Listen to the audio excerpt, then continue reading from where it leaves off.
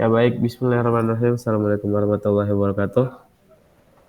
Ya, jadi kesempatan kali ini tim kami atau kelompok kami akan mempresentasikan tugas kedua yaitu SRS, yang dimana ada anggota kelompok kami yang dimana ada Afrizaldi. Ya sebelumnya perkenalkan saya Wahyu Kadramat Suat dengan NIM 0081 dan juga ada saudara Afrizaldi dengan NIM 0057 dan juga ada Muhammad Albiruni dengan NIM 0051. dan juga ada saudara Rizky Saputra dengan NIM 0048. ya. Jadi pada materi tugas kedua pada kali ini yang gimana tugas kedua untuk tugas SRS akan dibawakan pendahuluan oleh saudara kami Rehan Albiruni. Kepada Rehan Albiruni dipersilakan. Oke, terima kasih atas kesempatan diberikan. Yang pertama itu dokumen persyaratan. Dokumen ini menjelaskan spesifikasi perangkat lunak yang diperlukan untuk sistem informasi.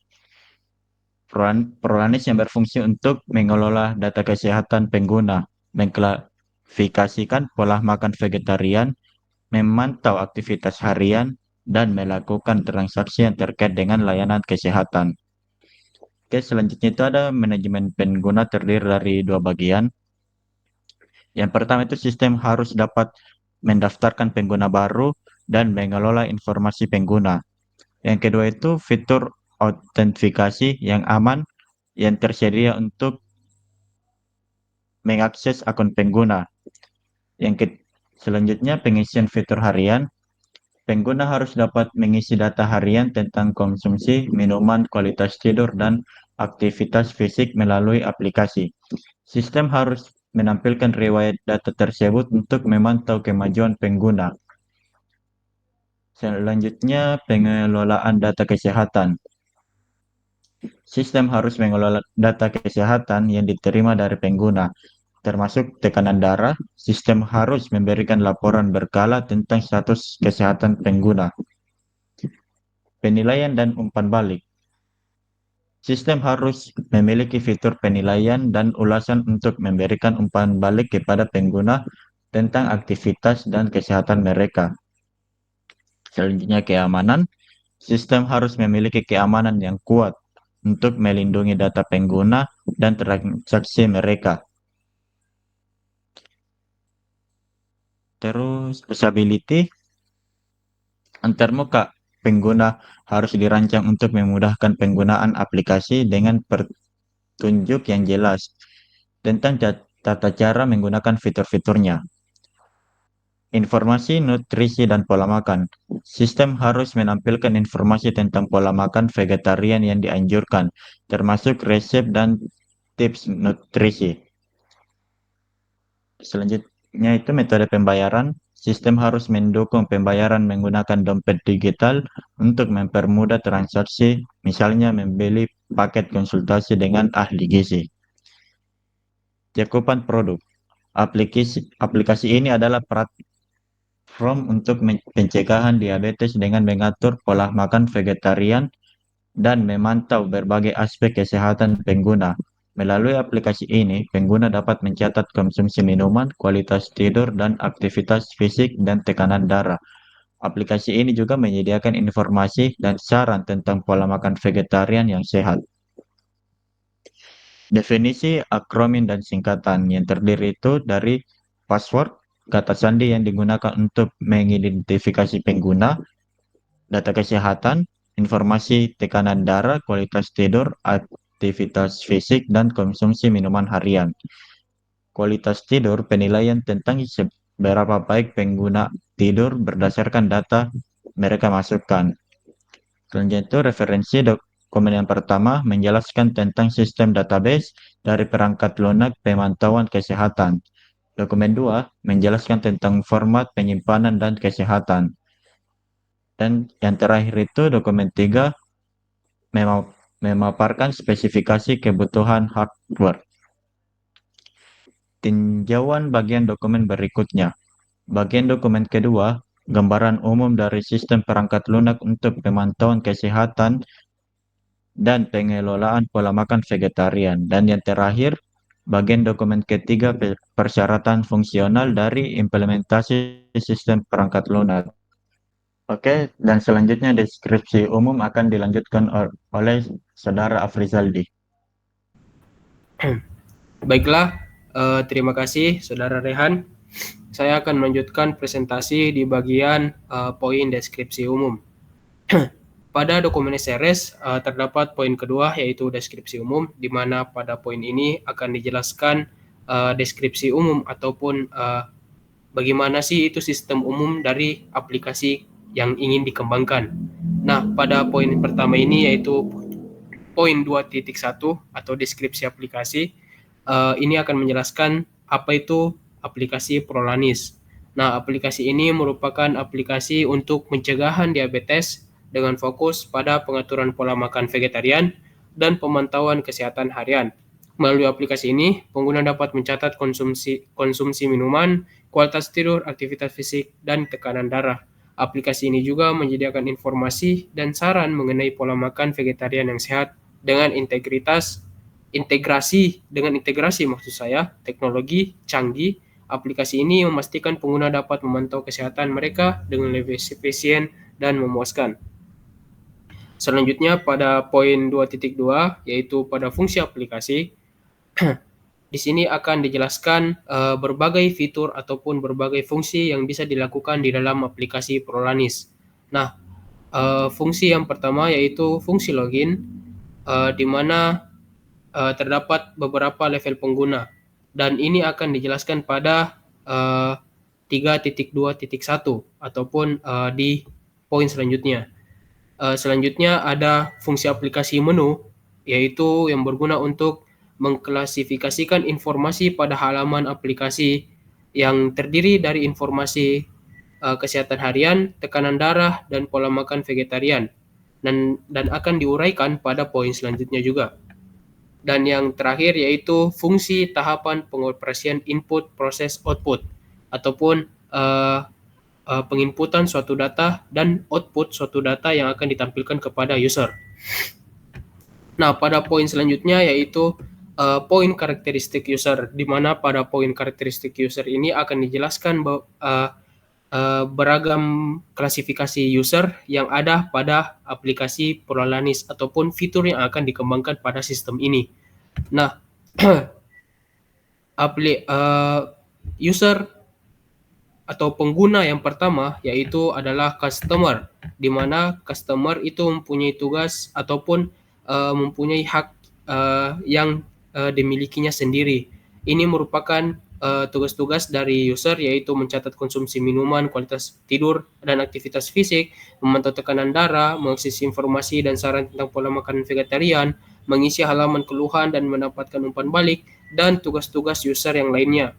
Sedangkan itu juga mempunyai hak akses ke aplikasi yang dibatasi sebagai customer saja, di mana hak aksesnya yaitu berupa hanya dapat mengakses informasi akun pribadi, riwayat data kesehatan, detail layanan yang tersedia di aplikasi, harga dan biaya layanan jika memilikinya, fitur pemantauan kesehatan dan pola makan, informasi promo dan diskon, dan juga yang terakhir dapat mengakses pengaturan akun dan preferensi dasar saja.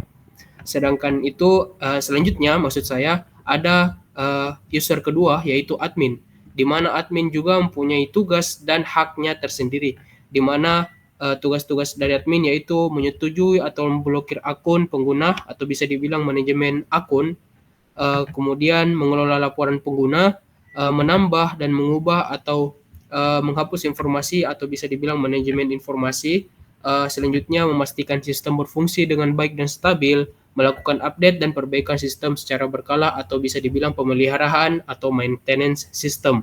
Nah, admin juga mempunyai berbagai macam hak akses yang sangat banyak di dalam aplikasi, di mana ada akses penuh ke semua akun atau informasi dari pengguna atau user atau customer, juga akses penuh ke data kesehatan dan pemantauan, manajemen semua informasi, kontrol penuh terhadap harga dan biaya layanan, akses dan modifikasi data sistem, hak untuk memantau dan menganalisis aktivitas pengguna, manajemen keuangan penuh, akses penuh untuk menangani pertanyaan daripada user-user, hak untuk mengelola dan memelihara sistem secara keseluruhan.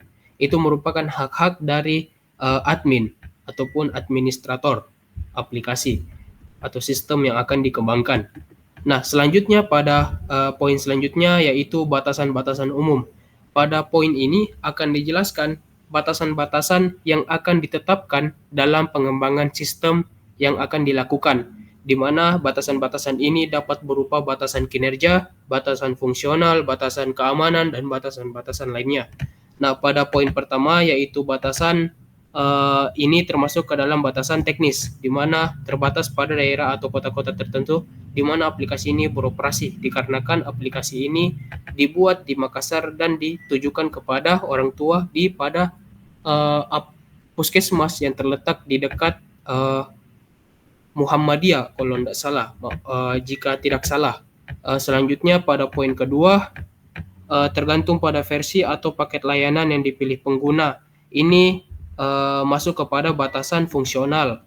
Lalu poin selanjutnya, diperlukan koneksi internet yang stabil, dan batasan selanjutnya, tersedia layanan dan fitur tertentu dapat dipengaruhi oleh kebijakan atau regulasi di setiap wilayah operasi aplikasi ini. Ini merupakan batasan-batasan teknis juga, dan yang terakhir yaitu batasan kinerja ataupun batasan yang terakhir yaitu batasan kinerja, di mana tidak semua jenis perangkat mobile atau sistem operasi dapat didukung untuk menjalankan sistem atau aplikasi ini. Nah, yang terakhir yaitu poin terakhir dari poin kedua ini yaitu asumsi dan ketergantungan. Pada poin ini dijelaskan sistem ini mempunyai ketergantungan terhadap beberapa hal, dan inilah ketergantungan-ketergantungan yang dimiliki oleh sistem yang akan dikembangkan. Sistem pada poin pertama yaitu aplikasi ini harus mempunyai koneksi internet yang stabil dan berfungsi dengan baik. Ini merupakan ketergantungan pertama dari sistem yang akan dikembangkan.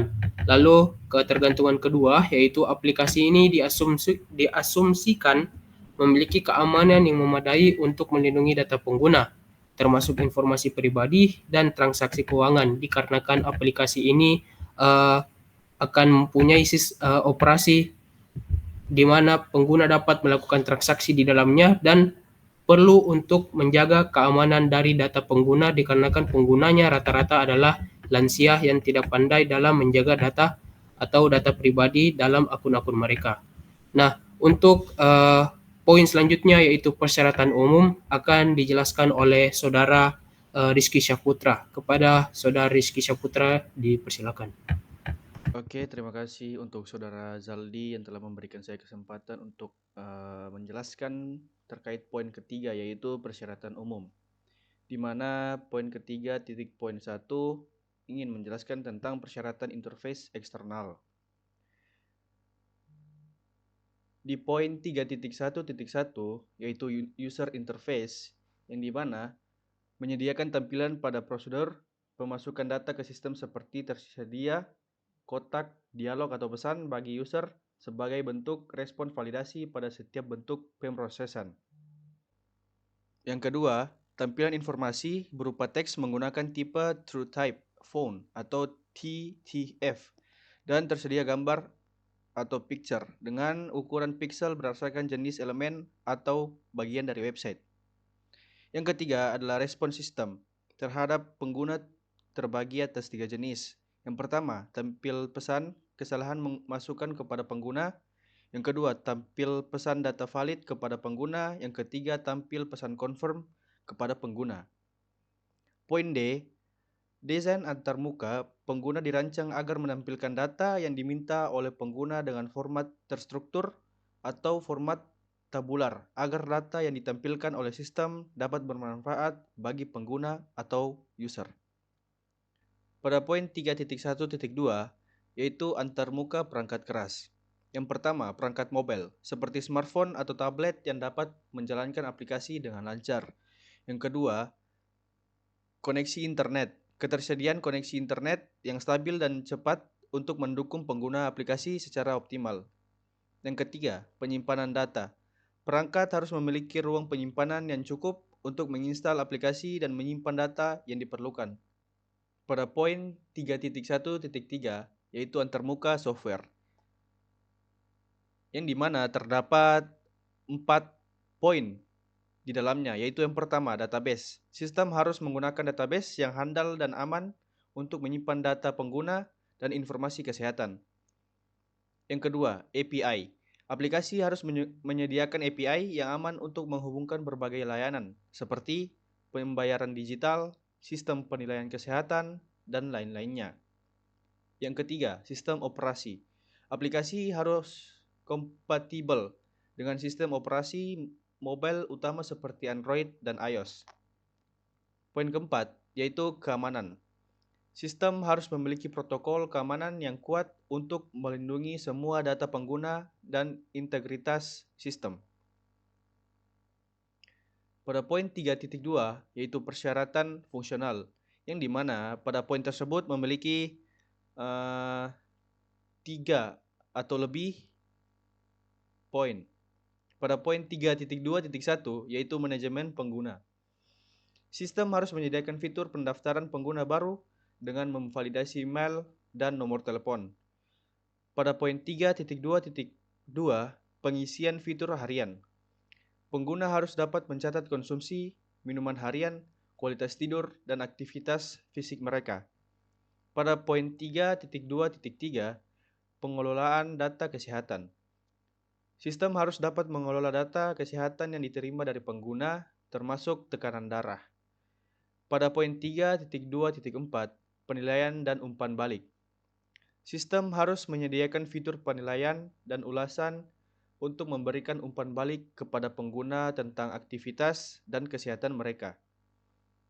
Pada poin 3.2.5, yaitu keamanan, sistem harus memiliki protokol keamanan yang kuat untuk melindungi data para pengguna aplikasi kami.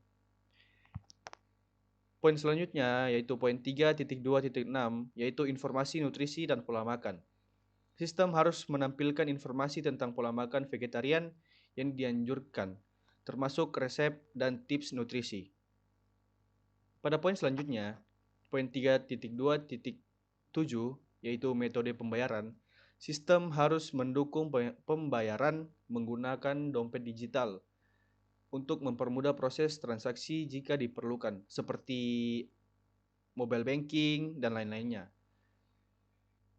Baik, poin selanjutnya akan dijelaskan oleh Saudara Wahyu, dipersilahkan. Ya baik, terima kasih kepada Saudara Ikos. Ya jadi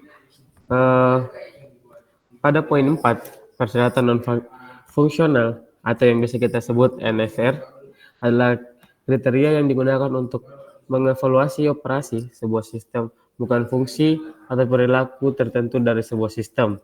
Yang dimana pada poin 4.1 yaitu kinerja, sistem harus dapat mengenai jumlah pengguna yang besar dan memproses data dalam waktu wajar.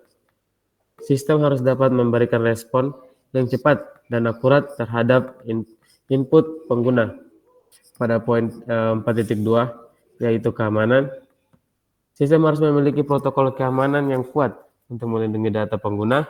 Sistem harus memiliki mekanisme untuk mendeteksi dan mencegah serangan cyber atau yang biasa kita sebut ethical hacking. Pada poin 4.3 yaitu keandalan. Keandalan adalah sistem harus memiliki waktu kerja atau uptime yang tinggi dan minimal downtime atau biasa dibilang down server. Ya, sistem harus dapat memulihkan diri dengan cepat setelah terjadi gangguan atau serangan cyber tersebut. Adapun poin 4.4 yang dimana usability. Usability itu adalah konsep di mana desain dan pengembangan produk terutama perangkat lunak dari situs web ataupun sebuah aplikasi yang mengacu pada seberapa mudah dan efisiensi sebuah produk dapat digunakan oleh pengguna ataupun user.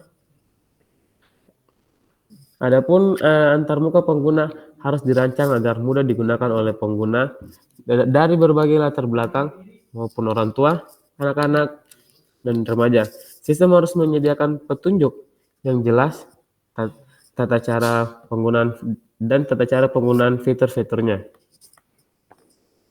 Pada poin 4.5 yaitu portability. Portability adalah karakteristik dari suatu perangkat lunak atau sistem atau perangkat keras yang memungkinkan produk tersebut untuk dengan mudah dipindahkan dan dijalankan berbagai lingkup atau platform yang berbeda, seperti penggunaan di iOS maupun Android. Pada poin 4.6 yaitu maintainability, atau sistem harus dirancang agar mudah diperbarui dan diperbaiki ketika ada gangguan cyber. Sistem pun harus memiliki dokumentasi yang lengkap untuk memudahkan proses maintenance apabila terjadi kegagalan ataupun pengupdatean pada suatu sistem. Pada poin 4.7 yaitu scalability atau skalabilitas, sistem harus dapat menangani peningkatan jumlah pengguna dan volume tanpa mengalami penurunan kinerja atau signifikan dari sebuah perangkat lunak tersebut. Dan adapun poin 5 yaitu persyaratan lain. Dalam persyaratan lain ada beberapa poin inti, yang dimana poin 5.1 adalah persyaratan hukum. Sistem harus memenuhi regulasi dan hukum yang berlaku terkait dengan penggunaan pelindungan data pribadi kesehatan dan juga data pribadi dari user. Adapun poin 5.2 yaitu persyaratan standar, yang dimana sistem harus memiliki atau bisa mematuhi standar industri terkait dengan keamanan, kendala, dan interoperability. Adapun poin 5.3 yaitu persyaratan operasional, yang dimana sistem harus memiliki tim support yang siap membantu pengguna dengan masalah teknisi maupun non-teknisi, di mana sistem harus menyediakan mekanisme untuk pengguna melaporkan bug atau masalah lainnya, seperti data error dan data user yang diinput tidak sesuai. Adapun data UML yang kita gunakan di sini yaitu ada data flow diagram dan juga flowchart. Jadi di sini saya akan menjelaskan sedikit mengenai konsep dari data flow diagram, yang dimana ada pasien atau user yang akan menginput data pasien mengisi activity tracker, yang dimana itu fitur yang kita akan kembangkan pada saat ini, yang dimana pasien akan menginput atau mengisi activity tracker ke dalam aplikasi Prolanis, dan pada aplikasi Prolanis tersebut dia akan mengirim kepada dokter, yang dimana data yang telah diisi oleh pasien akan dikirim ke dokter, dan di saat datanya sudah ditampung oleh dokter, dan dokter akan memeriksa atau menjawab keluh kesah yang ada yang diisi oleh pasien atau user, dan di situ data dokter mengkonfirmasi keluhan pasien dan kembali lagi pada aplikasi atau sistemnya, dan dari sistem dia akan mengkonfirmasi pesan yang dikirim oleh dokter kepada pasien. Dan juga ada di sini admin adalah dia bebas untuk menerima informasi apapun yang dilakukan oleh pasien dan juga dokter. Adapun UML flowchart yang kita gunakan di sini untuk menjelaskan alur atau fitur yang kita gunakan pada saat ini, yaitu dari pertama kita melakukan start, masuk halaman home package, dan juga pada saat itu user atau pasien bisa mengklik fitur yang akan kita buat, yaitu activity tracker, yang dimana dalam activity tracker ada pun kegiatan di dalamnya, yaitu mengisi asupan air, dan juga setelah mengisi asupan air dia akan lanjut lagi ke bawah, yaitu kualitas tidur, apakah seberapa banyak tidur pada hari ini, dan juga masuk ke dalam aktivitas fisik. Adapun data tekanan darah yang akan diisi oleh user, dan juga halaman keluhan user, yang di sini langsung datanya akan berhenti dan dia akan kembali lagi kepada home package. Nah, mungkin itu saja UML dari data atau fitur yang kita gunakan. Ya, mungkin itu saja presentasi tugas 2 SRS dari kelompok kami. Jika ada salah mohon dimaafkan. Wabillahi taufiq wal hidayah. Wassalamualaikum warahmatullahi wabarakatuh.